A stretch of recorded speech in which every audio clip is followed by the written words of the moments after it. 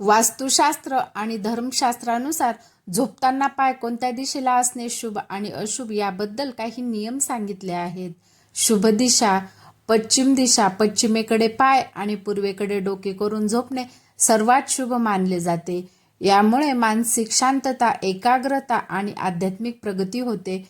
उत्तर दिशा उत्तरेकडे पाय आणि दक्षिणेकडे डोके करून झोपणे उत्तम, आरोग्यासाठी आणि गाढ झोपेसाठी चांगले मानले जाते. विज्ञानानुसार पृथ्वीच्या चुंबकीय क्षेत्राशी शरीराचे संतुलन राखण्यासाठी ही स्थिती योग्य ठरते. अशुभ दिशा धार्मिक कारण हिंदू धर्मशास्त्रानुसार दक्षिण दिशा ही यमदेवाची दिशा मानली जाते.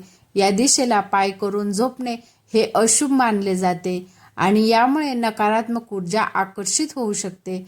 वैज्ञानिक कारण पृथ्वीचा चुंबकीय ध्रुव उत्तर दक्षिण असा आहे. मानवी शरीराचे डोके उत्तर ध्रुवाचे प्रतिनिधित्व करते. जर आपण दक्षिणेकडे पाय आणि उत्तरेकडे डोके करून झोपलो तर शरीरातील चुंबकीय प्रवाह विस्कळीत होतो, ज्यामुळे डोकेदुखी, अस्वस्थता किंवा झोपेचे विकार होऊ शकतात.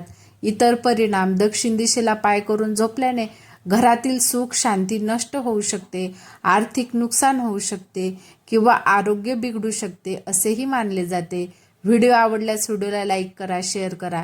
चॅनलवर नवीन असाल तर चॅनलला नक्की सबस्क्राईब करा. धन्यवाद.